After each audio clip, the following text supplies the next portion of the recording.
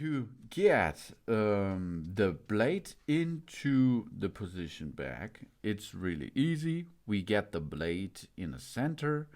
We are going to use the screw which we removed before, or we replace it with a new one, and then we tighten it.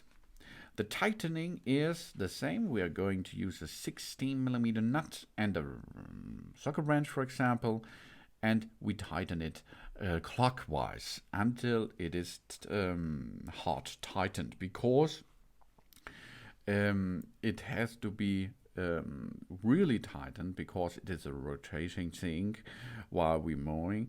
It is important that it is really get in position there. For this, the best choice is use a torque wrench to tighten this nut or this screw with 49 up to 59 Newton meters. Okay, really important that it is really tight at the center of our lawnmower. And after this, the process is done, and we can get back on the grass field again with our lawnmower. In this case, here is the Litheli tool, U20 Plus Cordless lawnmower, but the process is nearly the same at all kind of lawnmowers out there.